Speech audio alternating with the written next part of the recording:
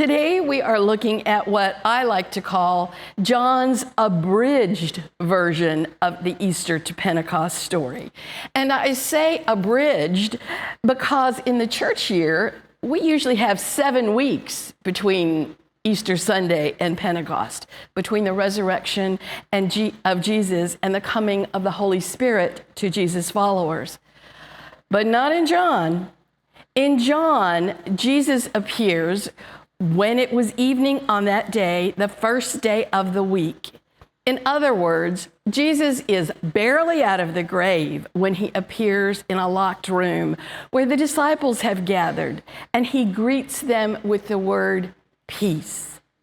Twice, as a matter of fact. And he shows them his hands and his feet, and he gives them their marching orders. He breathes on them, receive the Holy Spirit.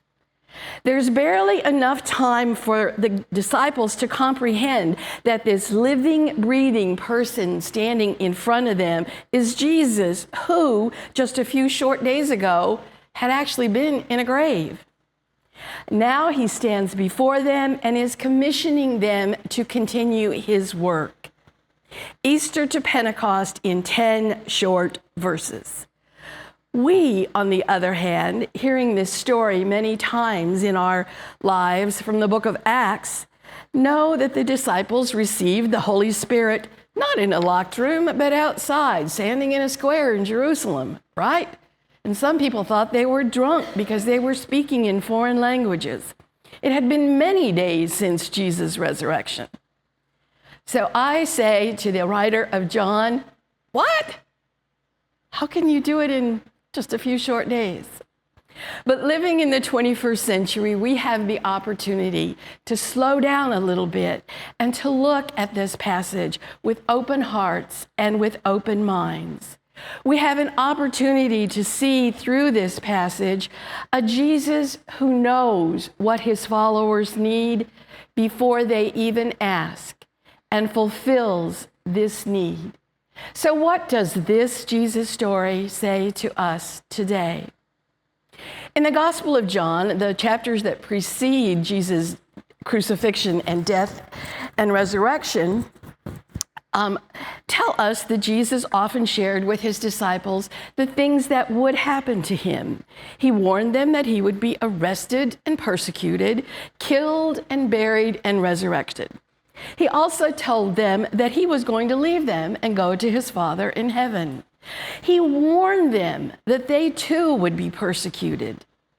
But he also shared this promise. He promised that good things would happen to them. He promised that he would send the advocate, the Spirit of truth, the Holy Spirit, to be with them, to guard them and to guide them after he was gone. He promised that they would never be alone, that the Spirit would always be with them. Jesus told them before today's story, way back in chapter 14, "Peace I leave with you, my peace I give you. I do not give to you as the world gives. Do not let your hearts be troubled, and do not let them be afraid." A few chapters later, in chapter 17, Jesus prayed for his disciples. "Holy Father, protect them. I'm not asking you to take them out of the world, but I ask you to protect them from the evil one." Jesus knew that his disciples and his followers needed to hear that promise of the advocate and that prayer that God would take care of them when he was not around. Even though the other things he told the disciples would happen were not pleasant things. It isn't long then before we find ourselves, like we did last week, standing outside the empty tomb with Mary Magdalene. Surprise, fear, and confusion written all over her face because of that empty tomb. Where was Jesus' body? Had someone taken it? She ran to tell the others, but they were just as confused. They must see for themselves, so they ran to the tomb and find it empty and shake their heads in disbelief. What's going on? Slowly they go home, fear beginning to creep into their minds. What did the empty tomb mean? But while the disciples went home and hid, we stay with Mary as she weeps outside that empty tomb. "Where is my Lord? Where have you taken him?" she asked. She doesn't recognize the figure who stands quietly beside her. And Jesus, in his own compassionate way, knowing that Mary doesn't recognize him and knowing just what Mary needs, he called her by name, Mary. All it took was one word, one gentle calling of her name from a voice she recognized, and Mary knew her friend was alive. She's full of joy at seeing him. She wants to touch him and to hold him. And Jesus says, "No, not yet. There's something I must do first. And there is something you, Mary, must do for me. Go home and tell my friends what is going on." Mary is the first to be commissioned to share the good news. So Mary does just that. And now today we are back in the village and we find those disciples locked in a house full of fear. Some of them had seen the empty tomb for themselves, and Mary had told them and others about seeing Jesus and talking with Jesus. But that didn't console these disciples who were now more fearful and confused. In the Gospel of John, the writer says it was fear of the Jews that made them hide.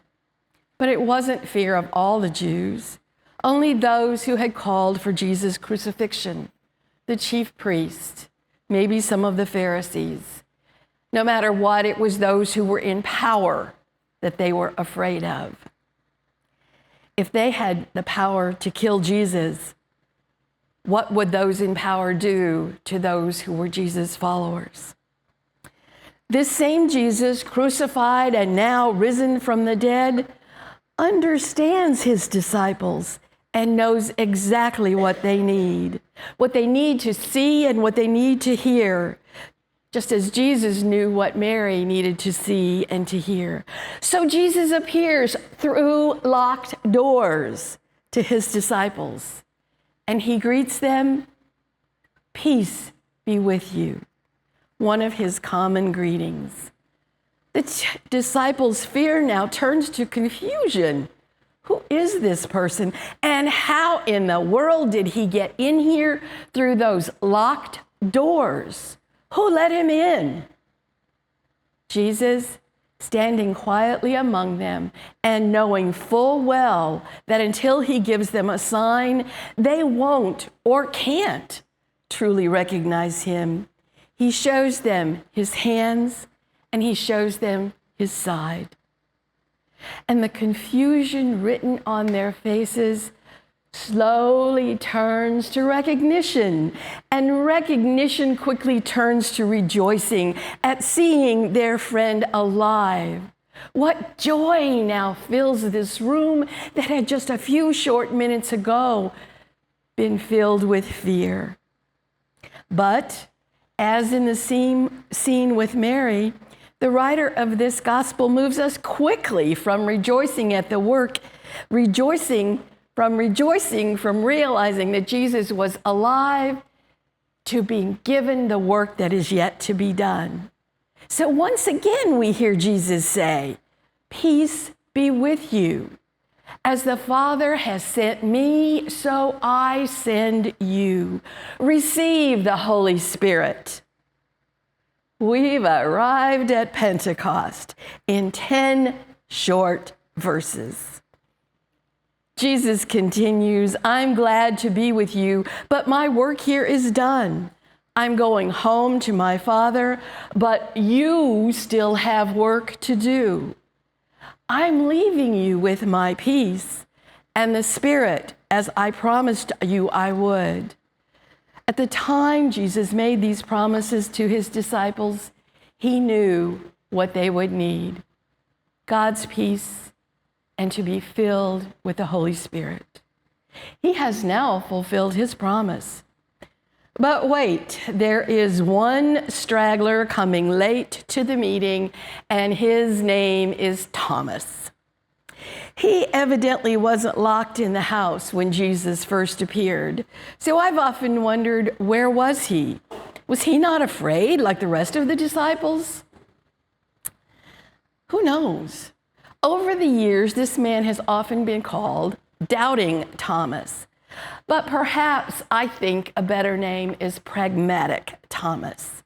Pragmatic because he knows Jesus is dead. I might as well get about what it is my life is about. Maybe he was a carpenter. Maybe he was a fisherman. I don't know. We're not told what Thomas was. But he was very pragmatic. Why should I believe that Jesus is risen? Or maybe better yet, this is honest Thomas. Honest because Thomas was true to himself, and Thomas admitted that he needed a sign. The disciples had told Thomas that Jesus had come to them while Thomas was away, but Thomas didn't believe them, just like the disciples didn't believe Mary when she told him that she had seen Jesus. No, those disciples, they were locked in a house of fear. And Thomas, on the other hand, was somewhere else. Maybe he was afraid too, but I'm not so sure. So 1 week later, when Jesus shows up again in this house, Thomas was there. And Jesus was greeted with these words. Jesus greeted Thomas with these words. Peace be to you, Thomas. And Jesus shows Thomas his hands and his sides, and Jesus even invites Thomas to feel his hands and his side. Jesus knows, once again, exactly what Thomas needs to see and to do, to believe that this man is Jesus, risen from the dead. A little side note here about translation. I think we do disservice to Thomas and maybe even to Jesus when we translate, as some versions do, not the one in our Common English Bible, but as some do. At the end of verse 27, they say, do not doubt, but believe. And here's why. The word that is often translated as doubt is apistos, apistos. Apistos. Well, the word pistos, pistos, without the A, means faith. So apistos is not really doubt. Apistos is having no faith. It's unbelief. So Thomas wasn't just doubting. Thomas didn't believe. Maybe Thomas had lost his faith when Jesus was buried. We don't know. He's not simply doubting. He has no faith. But in the translation that we have in the Common English Bible, they've changed that a little bit, and they've used the word disbelief. In fact, Jesus says, no more disbelief, believe. There's a little bit of difference in disbelief and doubt. So now where does that leave us? Jesus followers in the 21st century, living in increasingly uncertain times. Many of us are anxious. We might be anxious about our jobs, our pensions, our Social Security, health insurance. Heck, we may even be anxious about our children's education with the dismantling of the Department of Education. What will be taken away from us? We even have leaders who change their minds daily about policies that affect all of us. Where does that leave us now? Believing or unbelieving? And not so much in our government, but in a God who will take care of us. Where does it leave us?